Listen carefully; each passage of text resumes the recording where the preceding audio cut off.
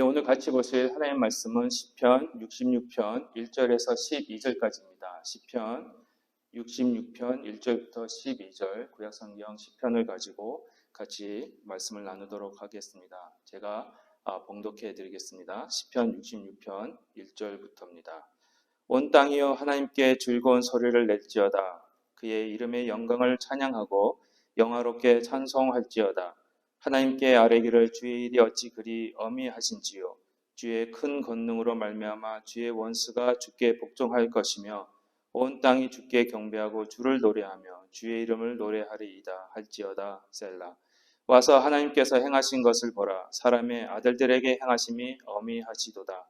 하나님이 바다를 변하여 육지가 되게 하셨으므로 우리가 걸어서 강을 건너고 우리가 거기서 주로 말미암아 기뻐하였도다. 그가 그의 능력으로 영원히 다스리시며 그의 눈으로 나라들을 살피시나니 거역하는 자들은 교만하지 말지어다. 셀라. 만민들아 우리 하나님을 성축하며 그의 찬양 소리를 들리게 할지어다. 그는 우리 영혼을 살려두시고 우리의 실족함을 허락하지 아니하시는 주시로다. 하나님이여 주께서 우리를 시험하시되 우리를 단련하시기를 은을 단련함 같이 하셨으며 우리를 끌어 그물에 걸리게 하시며 어려운 짐을 우리 허리에 메어 두셨으며 사람들이 우리 머리를 타고 가게 하셨나이다. 우리가 불과 물을 통과하였더니 주께서 우리를 끌어내사 풍부한 곳에 들이셨나이다. 아멘. 어느 한 지역에요. 그 종족이 있었습니다. 그 종족에 추장이 있었는데 추장에게는 아들 3명이 있었습니다. 그 아들 3명을 두고 이제 추장이 이제 이분이 나이가 연세가 드셔서 이제 자기가 맡고 있었던 그 추장 그 직분을 자기 아이에게 자기 아들 중에 한 명에게 물려주기 위해서 이제 어떤 아이에게 물려줄까 이렇게 고심하고 있다가 시험을 해야겠다. 그래서 세 아들을 이제 시험을 합니다. 그래서 가장 적당한 아들에게 제 추장직을 자기 그 직을 물려주겠다 이렇게 생각을 한 겁니다.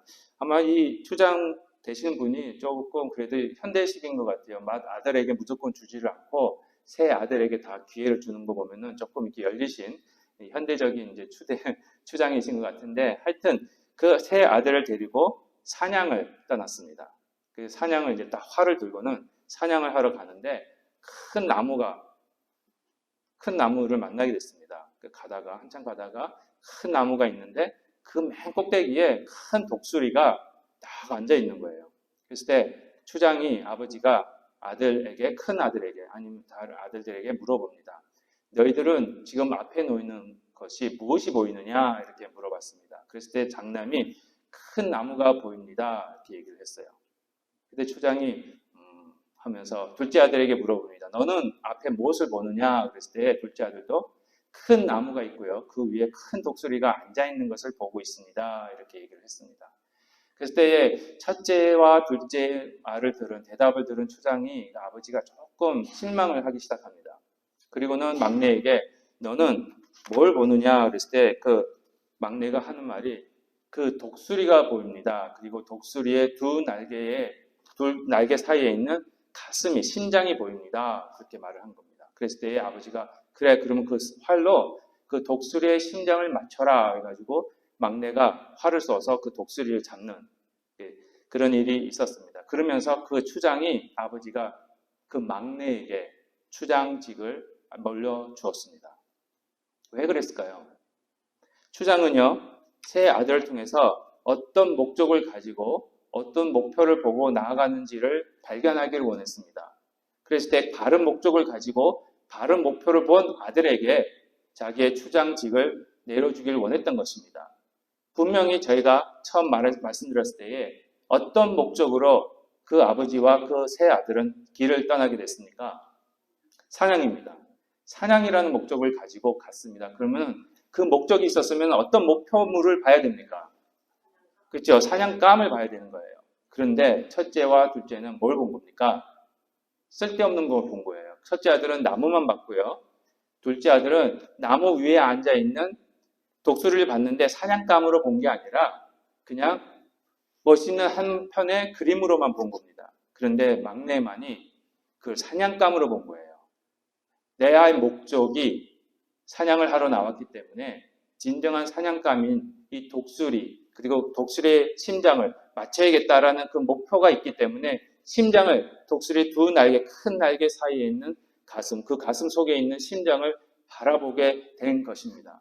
그랬을 때에 그 추장이 아버지가 그래, 여야말로 우리의 목적을 바로 알고 있었고 그 바른 목적을 갖고 있다 보니까 바른 목표가 세워진 그 목표를 성취하는 그런 모습을 통해서 이 아들에게 나의 추장직을 내려놓겠다 이렇게 얘기를 한 겁니다.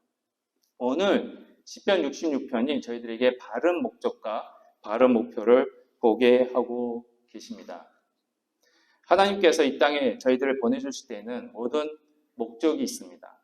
천지 창조하실 때도 목적이 있었고요. 그 다음에 목표가 있었습니다. 그런데 사람이 타락하고 나서 그 목적과 목표를 잃어버리게, 상실하게 돼 버린 겁니다. 창세기 1장 28절에 의하면요, 하나님이 인간을 하나님의 형상으로 만드셔서 창세기 1장 28절에 있는 다스리고 풍성하게 하고 정복하게 하는 그런 일들을, 그런 목적을 주셨던 일을 우리가 읽을 수가 있습니다. 근데 그 말이 뭐냐 하면은 하나님께서 하신 일을 하길 원하셨던 거예요. 진정한 목표는요, 하나님께서 우리에게 주신 진정한 목적과 진정한 목표는 하나님의 형상으로 지음을 받았다는 얘기는 우리 속에 하나님의 형상이 나타나기를 원하시고 계시다는 겁니다. 다시 말씀드리면 그겁니다. 하나님이 저희들을 거울로 만드셨어요. 깨끗한 거울. 여러분, 거울을 어디다 사용하십니까? 그렇죠. 내 모습 보기 위해서. 혹시나 뭐 태양빛이 막 비칠 때 그걸 가지고 남 눈에 막 장난치시려고 사용하시고, 그런 면도 있지 않아 없는데, 그러나 본래 목적은 내 모습을 바로 비추기 위해서 거울을 사용하시는 겁니다. 근데 만약에 그 거울이 내 모습을 엉뚱하게 잘못되게 비추고 반사하고 있으면 그 거울 어떻게 하시겠습니까? 만약에 거울을 샀는데 내 모습이 제대로 안 나타나는 거예요. 보니까 깨져 있어요. 그러니까 내 모습이 뭐 2가지로 3가지로 이상한 모습으로 막 나타나고 있습니다. 그럼 그 거울을 어떻게 하시겠습니까, 여러분? 버리잖아요. 바로 그겁니다. 하나님께서는 저희들을, 아담과 하와를, 첫 번째 사람을, 그리고 우리 교회를 창조하셔서 하나님의 형상으로 창조하셔서 다른 피조물들이 저희 인간을 봤을 때, 교회를 봤을 때 그곳에서 하나님의 형상이 나타나기를, 거울 앞에 쓰신 예수 하나님의 모습이, 우리가 거울이 우리의 모습 잘 비춰 드러내듯이 아름다운 거울이 하나님의 모습을 잘 드러내기를 원하셨는데 죄라는 것이 들어와서 그 거울이 깨지기 시작하는 겁니다. 그러다 보니까 하나님의 모습이 이상하게 나타나는 거예요. 그게 우상입니다. 그 목표를, 그 목적을 바로 세우시기 위해서 예수님이 이 땅에 오셨습니다. 그래서 고장난 깨진 거울을 예수 그리스도의, 예수님께서 십자가 위에서 피로 딱 다시 만드시는 거예요. 그래서 옛날의 모습으로, 하나님의 형상이 회복되도록 옛날의 모습으로 만드셔서 다시 그 속에 있는 하나님의 형상이 올바로 비춰지도록 하기 위해서 예수 그리스도께서 이곳에 오셨 것입니다. 예수님이 이 땅에 오셔서 이루신 목적도 그겁니다. 그렇죠? 하나님께 영광을 돌리고 하나님 나라를 바로 나타내며, 그래서 그 목표가 뭐냐? 십자가였어요. 그 십자가에서 죽으심으로 인해서, 그렇죠, 하나님의 모습이 바로 나타나게 하신 겁니다. 근데 요한복음 17장 보면은요, 하나님의 이 십자가 사건이 되게 영광스럽게 나타나고 있습니다. 예수님께서 잡히시기 전날 밤에 기도하시는데 어떻게 기도하시느냐? 하나님 감사합니다. 이로 인해서 하나님 영광 받으시고 또 이로 인해서 하나님의 아들인 예수 나를 영광스럽게 하셨습니다. 영광입니다. 다시 회복시키시는 거예요. 그래서 그 영광스러운 하나님, 예수님께서 이미 이 땅에 오셔서 하나님의 영광을 보여주셨고 영광을 드러내는 것을 다시 한번 가르쳐 주셨고 그 형상을 다시 회복시켜 주심으로 인해서 교회가 그 일을 감당하게끔 지금도 주관하고 계신다는 겁니다. 그럼 구체적으로 우리가 늘 그러잖아요. 예수 믿는 것이 구원받고 천국 가는 거, 그게 목표가 아닙니다, 여러분. 단순히 예수 믿고 구원받아 천국 가는 게 목표면, 그게 끝이면 하나님께서, 예수님께서 이곳에 교회를 계속 두실 필요가 없습니다. 진짜 목표는요, 구원을 시키심으로 인해서 하나님의 형상이 회복되게 하시고 그 형상을 통해서 여러 곳에 다른 곳에 있는 사람들이 하나님을 보고 하나님께 찬양하게끔 만드시는 우리 교회를 통해서 다른 예수 안 믿는 분들이 예수님을 발견하게끔 그러므로 인해서 하나님께 영광 돌리게끔 하는 것이 진정한 목표임을 우리 오늘 시편 66편은 저희들에게 보여주고 계시는 겁니다.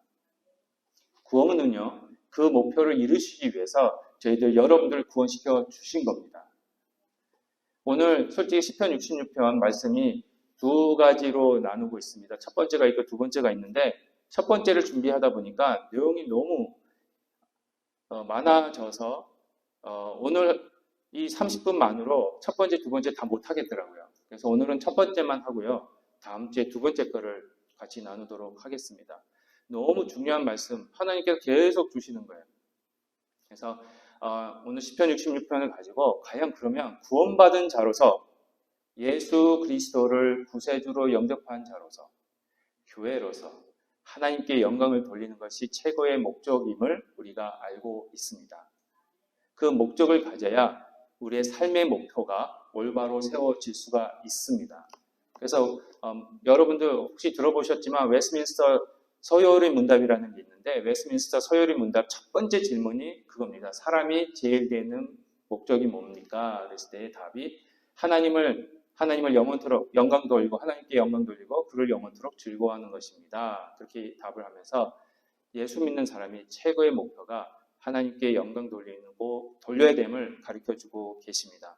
그럼 구체적으로 어떻게 하는 것이 하나님께 영광 돌리는 건가? 그렇죠? 우리는 말 많이 합니다. 하나님께 영광 돌려야 됩니다. 하나님께 영광입니다. 하나님 영광 받으소서. 근데 어떻게 하는지 몰라요. 말만 합니다. 솔직히 저도 그랬고요. 많은 교회들이 안에서 찬양하고 기도하고 예배 잘하면 하나님께 영광 돌리는 걸로 알고 있어요. 잘못 알고 계시는 겁니다. 그거는 지극히 작은 거예요. 그거는 시작에 불과합니다. 오늘 시편 66편이 말씀이 오늘이랑 다음 주에 보시면은 분명하게 가르쳐주고 계십니다. 하나님께 영광 돌리는 사람이 최고되는 목적이 뭐냐? 하나님께 영광인데 하나님께 영광을 돌리는 건데 그럼 구체적으로 어떻게 하는 것이 하나님께 영광이냐? 오늘은요 그 첫 번째로 하나님의 위대하신 일을 찬양하는 겁니다. 오늘 말씀 3절과 5절, 6절과 7절에 이런 말씀이 있습니다. 하나님께 아뢰기를 주의 일이 어찌 그리 어미하신지요. 주의 큰 권능으로 말미암아 주의 원수가 주께 복종할 것이며 와서 하나님께서 행하신 것을 보라. 사람의 아들들에게 행하심이 어미하시도다. 하나님이 바다를 변하여 육지가 되게 하셨으므로 우리가 걸어서 강을 건너고 우리가 거기서 주로 말미암아 기뻐하였도다. 그가 그의 능력으로 영원히 다스리시며 그의 눈으로 나라들을 살피시나니 거역하는 자들은 교만하지 말지어다. 셀라. 여기 보시면은요. 1절은 안 읽었지만 오늘 본문 말씀에 보시면 온 천지 만물들아 하나님께 찬양하라 그렇게 하십니다. 그러면서 하시는 말씀이 그가 하신 일이 어찌 그리 어미하신지 그렇죠? 3절에 보시면 어미하셨기 때문에 하나님의 일이 어미하시기 때문에 하나님께 영광을 돌리는 겁니다. 한글이 너무 어려워요. 어미가 무슨 말이에요? 어미하시다는 것이 저도 잘 모르겠더라고요. 그래서 사전을 찾아봤습니다. 그랬더니 풀어서 설명하는데 엄하고 위풍한 일, 엄하고 위풍당당한 일 이렇게 해석을 했더라고요. 근데 원래는 원어에서 보시면은요, 어미하시다는 말이 두렵고 떨리는 일입니다. 하나님이 하시는 일이 두려운 일이에요. 하나님이 하시는 일을 보면 막 떨리는 거예요. 무서워서 달달달달달 너무 무서워하는 거예요. 그게 어미하시다는 겁니다. 우리 하나님인데 왜 하나님의 일이 무서울까? 한번 생각해 보십시오. 노아 홍수. 그렇죠? 우리가 지금 생각하니까 노아 홍수하면 하나님 감사합니다. 노아 홍수를 통해서 노아가 구원받았네. 근데 홍수입니다, 여러분. 지금 파키스탄에 홍수 났잖아요. 무서운 겁니다, 여러분. 10가지 재앙. 우리가 성경 공부에 주일학교에 10가지 재앙 하나님의 위대하시다, 감사합니다. 이렇게 쉽게 생각하시는데 한번 당해보십시오. 10가지 재앙 한번 당해보십시오. 이거 무서운 겁니다, 여러분. 그렇죠? 바다가 갈라지는 사건. 여러분 직접 안 보셔서 그렇지 큰 바다가 갑자기 쫙 갈라지는데 안 무섭겠습니까? 무서운 사건이에요. 강이 갈라지는 사건. 오늘 보시면 6절과 7절이 그겁니다. 바다가 갈라지고 강이 갈라지고 홍해가 갈라지는 사건, 요단강이 갈라지는 사건. 그런데 그 무서운 사건을 통해서 하나님이 무엇을 이루십니까? 구원을 이루시는 거예요. 십자가, 여러분, 십자가 겁나는 사건입니다. 십자가가 솔직히 우리가 십자가 지금은 적십자 이래가 도와주시는 분들 빨간 십자가 보면은 이분들 사람 도와주는 사람 살리는 일을 하시는 분이다 생각하시는데 1세기에 만약에 빨간 십자가 붙이고 가보십시오. 저 사람들은 사형 집행하러 왔구나 그렇게 생각할 거예요. 지금은 사람 살리는 일 그런 표시가 됐지만 1세기 예수님 시대 때만 해도 십자가는요 사람을 죽이는 표시였습니다. 엄청나게 무서운 그 표시예요. 그런 일들을 통해서 하나님께서 역사하시는 겁니다. 그러면 왜 하나님의 역사가 이렇게 두렵게 떨리게 느껴지는 것이 감사한 일인지, 그를 통해서 찬송하고 영광 돌리는 일인지를 오늘 시편 66편은 정확하게 말씀하고 계십니다. 여러분, 두렵고 떨릴 수 있다는 마음, 하나님 말씀을 들었을 때에 하나님의 천지 창조하시고 구원해 주신 사건을 봤을 때에 하나님의 그 10가지 재앙, 홍해를 갈르시는 사건, 홍수 사건을 봤을 때 두렵고 떨린다는 그 마음이 생긴다는 것이 축복입니다, 여러분. 아멘을 안 하시네요. 제가 이해시켜 드릴게요. 여러분, 벼랑 끝에 쓰시면 무섭습니까? 안 무섭습니까? 무섭죠. 왜? 그 무서운 게 축복이에요. 안 무서우면 어떻게 되는 줄 아십니까? 뛰어내리죠. 뛰어내립니다. 그러면 어떻게 됩니까? 결과적으로. 죽습니다. 두렵다는 벼랑 끝에 서서 그 나야가라 폭포 가신 분들 아시잖아요. 혹시 그 가보신 분들은 이렇게 철쭉망으로 돼 있는데 폭포 막 떨어집니다. 그 앞에 가기도 무서워요. 그렇죠? 그 두렵다라는 감정이 있기에 우리가 우리를 스스로 보호하는 겁니다. 그게 없으면요 죽습니다. 여러분, 고통, 아픔. 만약에 고통을 때때로 내가 고통 좀 안 느꼈으면 좋겠어. 너무 이거 아픈 것이 많으니까 내 몸에 고통이라는 것이 그런 것이 하나님 좀 고통 좀 안 느끼게 무감각하게 만들어 주십시오 하면은 그거 저주입니다, 여러분. 안에서 맹장이 썩어가고 있는데 터졌는데 고통을 모르면 어떻게 됩니까, 여러분? 죽습니다. 아프니까 병원 가는 겁니다. 그래서 살리는 거예요. 그러니까 두렵다라는 감정, 아프다라는 감정, 그 일이 여러분들을 살리기 위해서 하나님이 주신 겁니다. 그래서 두렵고 떨린다는 거, 하나님을 봤을 때 두렵고 떨린다는 감정이 생기고 하나님이 하신 일을 보고 두렵고 떨림으로 하나님께 영광 돌린다는 것이 축복이라는 거예요. 이 두렵고 떨림의 마음이 없기에 망한 자가 있습니다. 성경에 보시면은요, 출애굽기 보면 바로왕, 바로왕이 10가지 재앙이 가는데 하나님이 어떻게 하셨습니까? 그 마음을 완악하게 하시는데 그 완악하다는 것이 원래 뜻은 3가지 단어로 히브리어에서 3가지 단어로 해석하고 있습니다. 하나는 강하다, 두 번째는 무겁다, 세 번째는 완악하다. 그런 말입니다. 첫 번째 강하다라는 것이 용감하다는 뜻입니다. 근데 이게 긍정적인 게 아니고 부정적인 거예요. 다시 말씀드리면 용감한데 부정적인 면으로 용감하다는 뜻이 뭐냐? 간이 배 밖으로 나와 있다. 그겁니다. 겁이 없는 거예요, 이 사람. 하나님이 다 하시는데 분명히 바로왕의 신하들도 이거는 하나님의 능력입니다 말했는데 간이 배 밖에 나와 있었어요. 그게 마음이 완악한 겁니다. 두렵고 떨린다는 마음이 없는 겁니다. 그러니까 결과적으로 어떻게 됐습니까? 10가지 재앙 다 받고 끝내 홍해까지 따라가서 처참하게 자기의 군사들을 다 죽이는 그러한 완악한 일이 벌어지게 된 겁니다. 그게 강하다는 거, 용기 있다는 말이 그겁니다. 긍정적으로 쓰면 좋은데 이게 바로한테는 부정적으로 쓰인 거죠. 그러니까 간이 배 밖에 나와 있는 거. 이게 두렵고 떨린 마음이 생기면 안 그럴 텐데, 그렇죠? 두렵고 떨리면 살릴 텐데, 그렇습니다. 또 하나는 무겁다라는 뜻입니다. 무겁다, 마음이 무겁다. 고집이 세다라는 뜻이에요. 되게 질기다, 되게 무겁다, 강하다. 여러분 눈이 무겁다 하면은 어떻게 되는 거면 눈이 자꾸 감기는 거잖아요. 볼 수가 없는 겁니다. 코가 무겁다, 그러면 무디다, 그러면 냄새를 못 맡는 겁니다. 귀가 무디다, 무겁다, 못 듣는 겁니다. 마음이 무겁다, 무디다라면 제대로 마음이 기능을 못 하는 겁니다. 고집이 센 거예요.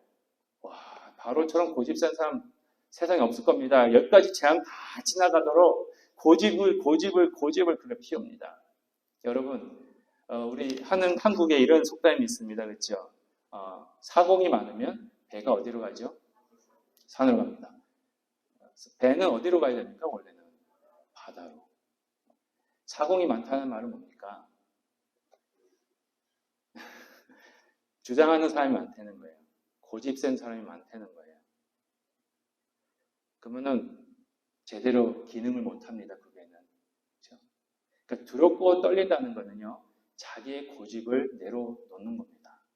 이 바로가 너무 고집을 피우다 보니까 자기 생각에 딱 갇히다 보니까 하나님이 이런 사인 저런 사인 다 주셔도 볼 수가 없는 거예요. 마음이 기능을 안 해요. 움직이지를 않아요. 그래서 두렵고 떨린다는 거는 그런 마음이 되는 거는 축복이 되는 겁니다. 바로 깨닫는 거예요. 그렇죠? 순종하라는 게 그겁니다. 고집 피우지 마라. 하나님 말씀에 순종해라. 그래야 제대로 간다. 그겁니다.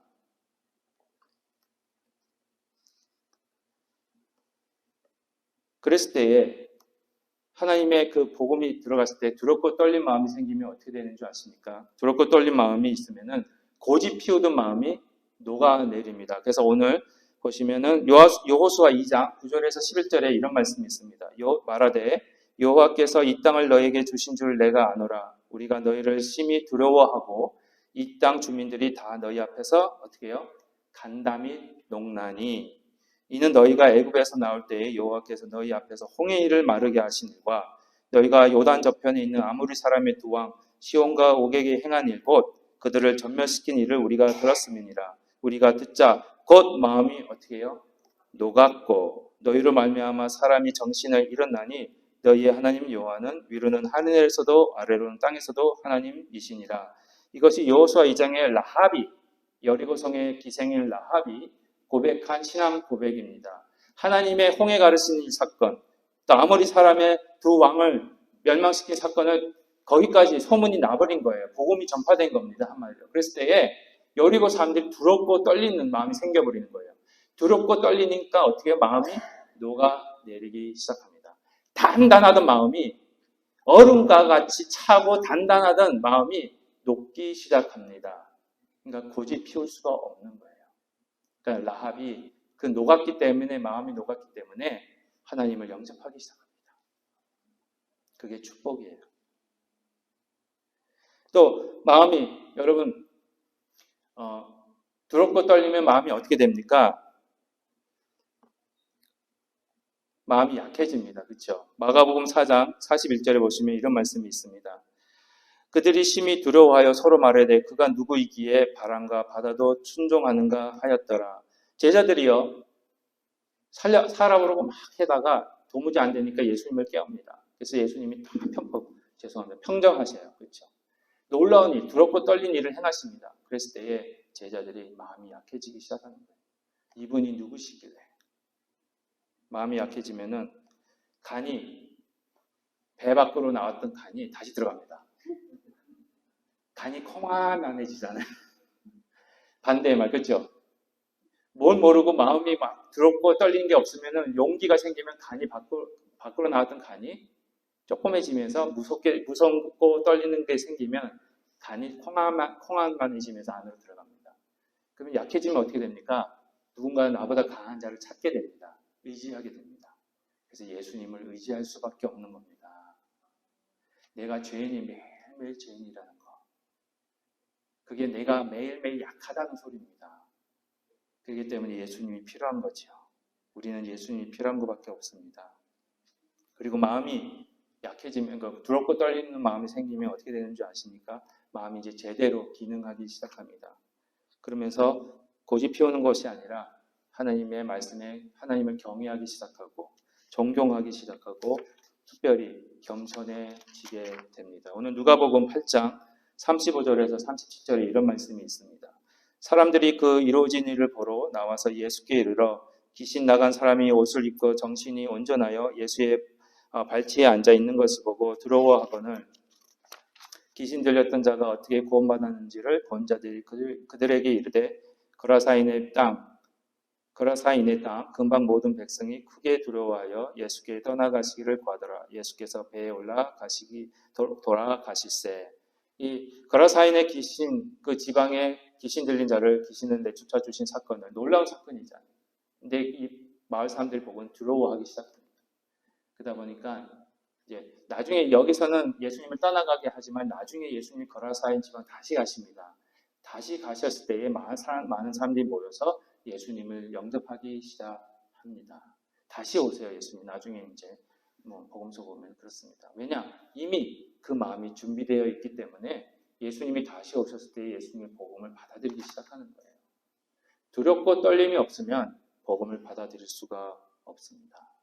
그럴 때에 저희들이 두렵고 떨림. 그래서 왜 두렵고 떨리는 마음이 생기는 것이 하나님을 봤을 때 두렵고 떨리는 마음이 생기는 것이 왜 축복인지 이제 아시겠죠? 간이 제자리에 있을 수 있고요. 그 다음에 하나님을 경외할 수 있고요. 그 다음에 하나님 말씀에 순종할 수 있고 복음이 들어올 수 있기 때문에 그렇습니다. 몸이 부드러워지니까, 마음이 부드러워지니까 그때 하나님을 경외하게 됩니다. 공경하게 됩니다. 또 재밌는 거는요. 그럼 공경하다는 뜻이 뭐냐? 문자적으로 보면은 무겁다라는 뜻입니다. 공경하다는 것이, 존경하다는 것이 무겁다, 무겁게 생각한다 그거예요. 하나님을 무겁게 생각하는 겁니다. 다시 말씀드리면 하나님을 가볍게 생각 안 하는 겁니다. 하나님을요, 예수님을 가볍게 생각하면 무시하게 됩니다. 예수를 믿지만 우리가 얼마나 예수님을 무시하고 있습니까? 우리가 하나님의 자녀를 하지만 하나님의 말씀을 얼마나 무시하고 있습니까? 그거는 하나님을 가볍게 여기는 겁니다. 존경하는 게 아닙니다. 영광 돌리는 게 아닙니다. 영광 돌린다는 것 자체가 하나님을 무겁게 느끼는 거예요. 그게 부담이 아니라 경외하는 거죠. 왜? 창조자 하나님이시기 때문에 그렇습니다. 고린도전서 6장 19절에서 20절에 이런 말씀이 있습니다. 너희 몸은 너희가 하나님께로부터 받은 바 너희 가운데 계신 성령의 전인 줄을 알지 못하느냐?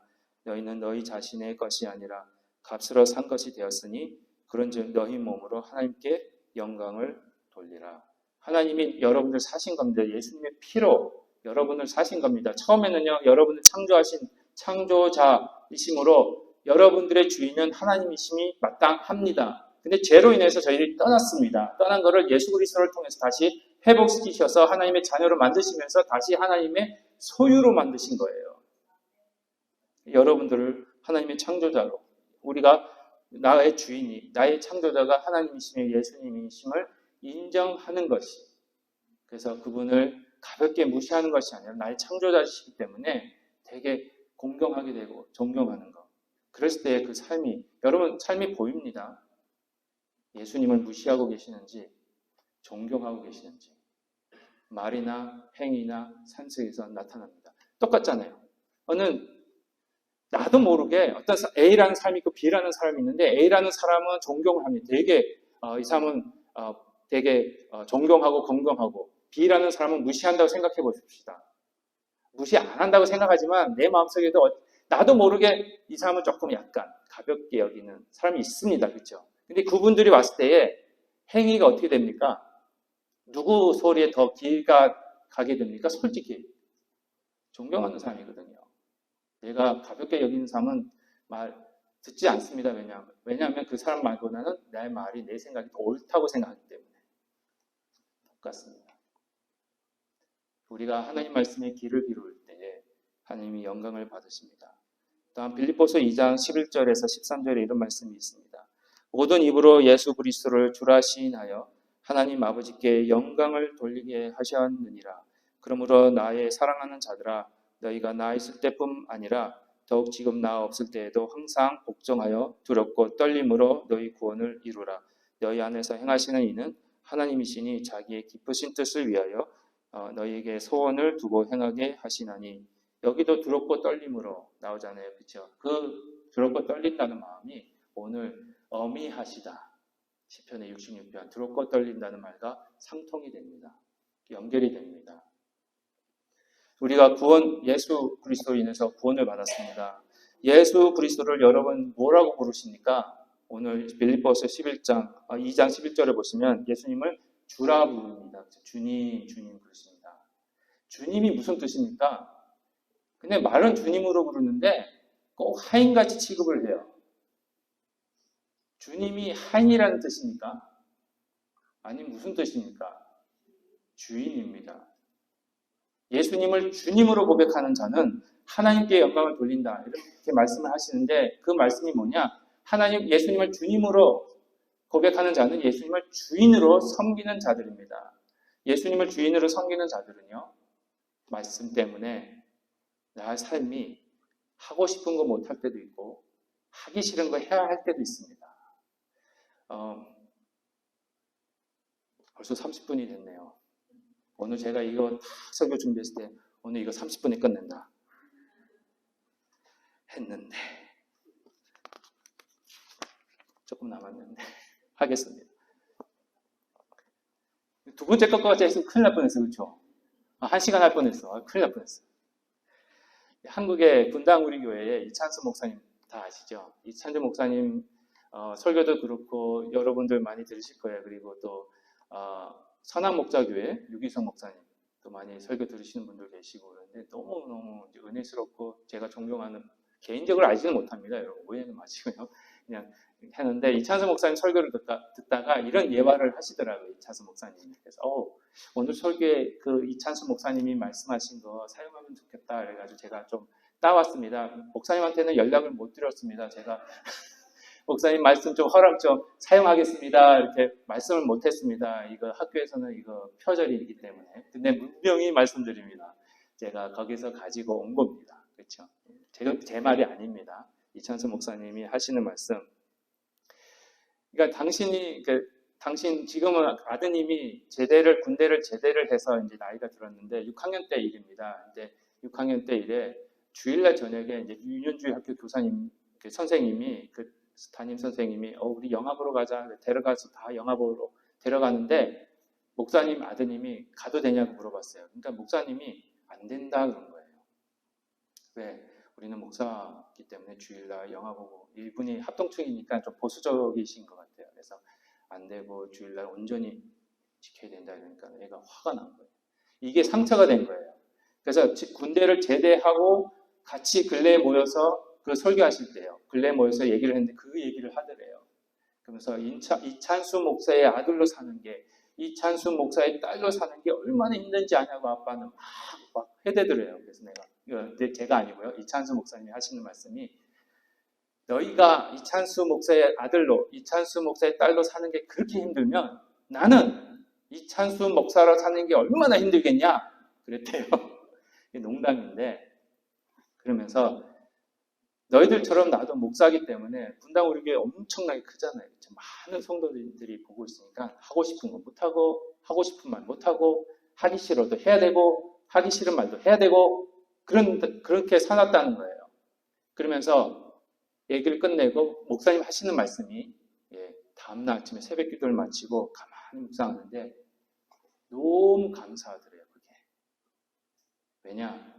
그만큼 하나님이 기대하는 게 많기 때문에 하고 싶은 거 못한 거, 하기 싫어도 해야 되는 일들이 있는 이유는 하나님의 기대가 크기 때문에.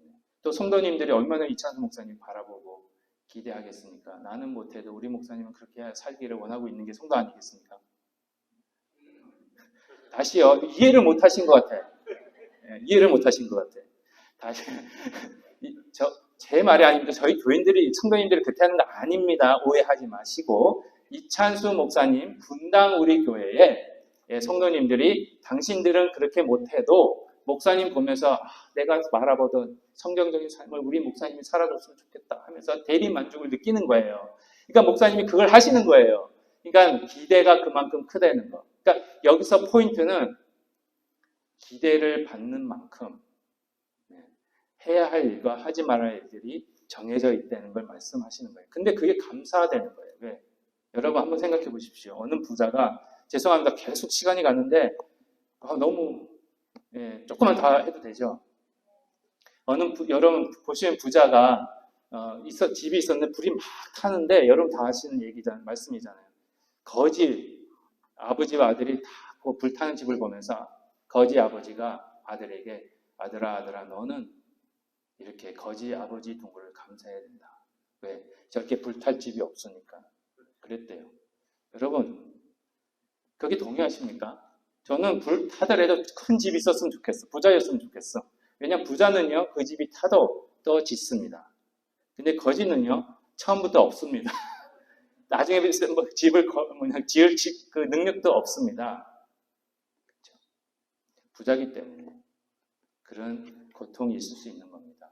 또 왕자와 거지, 왕자기 때문에 요구하는 교육받는 것이 엄청나게 많습니다. 그렇죠? 그러나 모든 사람들이 왕자가 되길 원하지 거지가 되길 원하지는 않습니다. 네, 그만큼 기대와 그만큼 권위와 그만큼 그 외에 다가오는 저희들에게 주어지는 하나님의 은혜가 너무 크기 때문에 지금 이 땅에서 주어진 절제와 어떤 하나님의 기대, 또 세상 사람들이 보는 우리 교회, 새 언약교회에게 보고 있는 기대, 그게 부담스럽다 하더라도 그것을 잘 감당했을 때 주시는 하나님의 그 축복이 그 어떤 축복과 기쁨과 만족과 감사보다도 비교할 수 없기 때문에 우리에게 그런 축복이 있기 때문에 감당하게 하시는 겁니다. 결론적으로 말씀드리겠습니다. 하나님의 창조와 구원의 일을 인정하고 그것을 믿으면서 창조주가 되시며 구원자가 되신 하나님을 두렵고 떨림으로 경외하는 마음으로 우리가 앞으로 나아가는 것이 하나님께 영광을 돌리는 일입니다. 하나님을 항상 인정하십시오. 기억하십시오. 그리고 예수님과 동행하십시오. 무시하지 마십시오. 하나님을 경외한다는 무겁게 생각하십시오. 그 동행이 예수 그리스도와 함께 갈 때에 또한 이루어질 수 있습니다. 예수님의 구원의 십자가 사건, 그리고 부활 사건, 더 나아가 앞으로 다시 오시어 심판의 주로 이 땅에 다시 오시 예수님을 바라보면서 그분만을 경외하고 그분을 쫓는 것이 우리가 하나님께 영광을 돌리는 그런 귀한 삶임을 오늘 시편 66편을 통해서 저희들에게 보여주고 계십니다. 그러한 축복이 저와 여러분들에게 넘치시기를 주님의 이름으로 축복드립니다. 기도하시겠습니다. 하나님 아버지 감사드립니다. 말씀을 통해서 저희들이 올바로 설계하시고 예수님을 쫓는 자들 되게 하여 주옵소서. 감사하며 예수님의 이름으로 기도합니다. 아멘.